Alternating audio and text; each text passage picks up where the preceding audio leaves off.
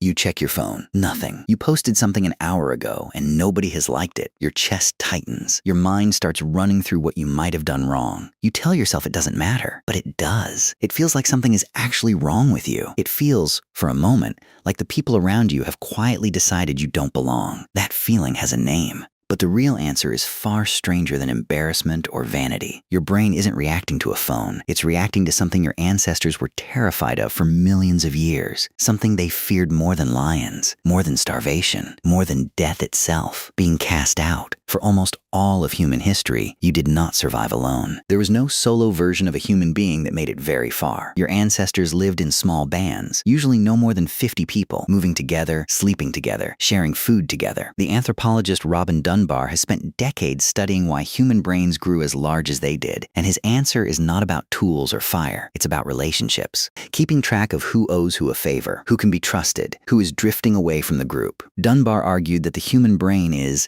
at its core, a social organ built to manage the complicated, shifting web of a tribe. And that tribe was everything. If you were injured, the group carried you. If you were sick, the group fed you. If a predator came at night, the group was the wall between you and it. Alone, in the Pleistocene landscape, a single human being was slow, weak-clawed, and nearly defenseless. You could not outrun a predator. You could not fight one. Your only real weapon was numbers, was belonging. Take that away, and you were not just lonely. You were, in almost every practical sense, already dead. So when the group turned against someone, it rarely meant a beating or a blade. It meant something quieter and far more effective. It meant walking away. Anthropologists studying small-scale societies across the world, from the Kalahari to the Amazon, have documented the same pattern again and again. The most severe punishment available to a hunter-gatherer band wasn't violence. It was exclusion. A person who stole too much, lied too often, or refused to share wasn't usually attacked. They were simply left. The group moved camp one morning,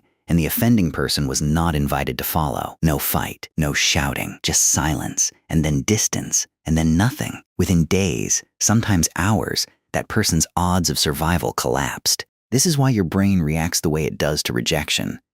Not because you're overly sensitive, not because you're weak, because for the vast majority of human history, rejection was a death sentence with a delay. The individuals who felt nothing when the group pulled away from them didn't stick around to have descendants. The individuals who felt a violent, gut-level alarm when they sensed disapproval, they fixed the problem immediately. They apologized. They shared more. They rebuilt the bond, and they survived long enough to pass that alarm system on to you. Your fear of being disliked isn't a personality flaw. It's an inheritance. In the early 2000s, the psychologist Kipling Williams built something called the Cyberball experiment. Simple setup. A person sits at a computer playing a virtual game of catch with two other players. Except the other two aren't real. They're programmed. And partway through, they stop throwing the ball to the participant. That's it. No insult. No confrontation. Just three people playing catch, and then two of them quietly cutting the third one out. Within minutes, participants reported genuine distress, not mild annoyance, real emotional pain. Some described feeling worthless. Some felt anger they couldn't explain. Remember, this was a game, with strangers, online. And still, the brain responded as if something catastrophic had happened. Around the same time, the neuroscientist Naomi Eisenberger put people through a version of this same experiment inside a brain scanner. What she found reshaped how scientists think about social pain.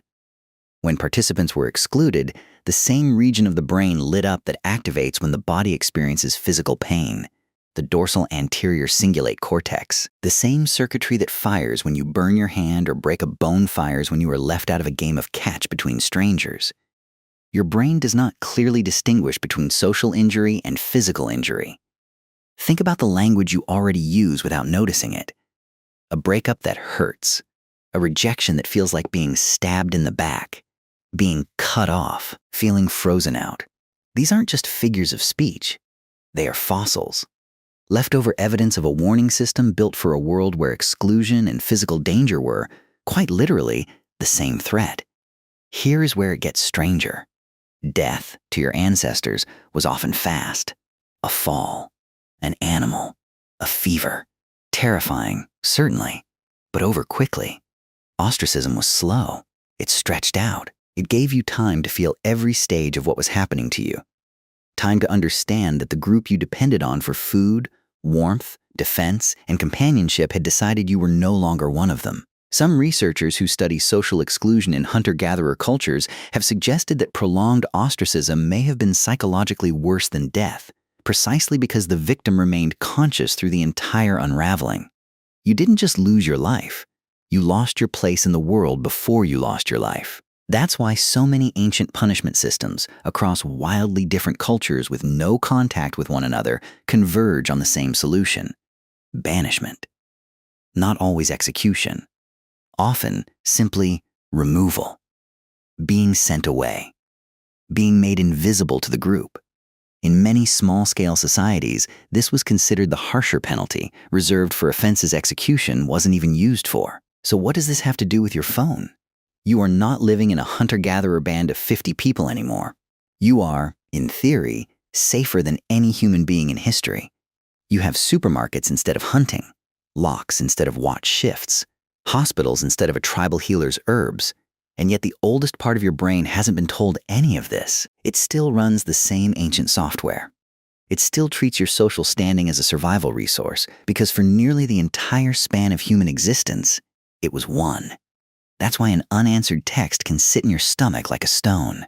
Why a joke that falls flat in a group chat can replay in your mind at 2 a.m. Why being the only person not invited to something can feel disproportionately devastating, even when you know, rationally, that nothing about your actual survival has changed. Your ancestor's brain is running inside your skull, and it doesn't know the difference between a group chat and a hunting band deciding whether to leave you behind at the next camp. Every like, every comment, every invitation is a tiny signal your ancient nervous system is scanning for. Proof that you are still in. Proof that the group hasn't quietly started moving on without you. This isn't a weakness to fix. It's a mechanism to understand. The people who feel the sting of exclusion most sharply are often the same people who go out of their way to repair a friendship, to check in on someone who's gone quiet, to make sure no one at the table feels left out. That sensitivity, the one that makes rejection feel unbearable, is the very same trait that built human cooperation in the first place. It is not a flaw in the system. It is the system.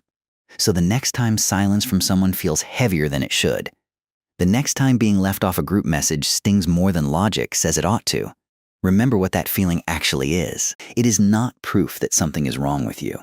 It is proof that underneath the phone, underneath the screen, underneath thousands of years of language, cities, and comfort, there is still a person standing at the edge of the firelight, watching the group, making sure they haven't been left behind. You check your phone again. Still nothing. But now you understand what's really happening. It isn't your phone your brain is afraid of. It's the oldest fear a human being has ever carried. Not the fear of dying, the fear of being left to die alone.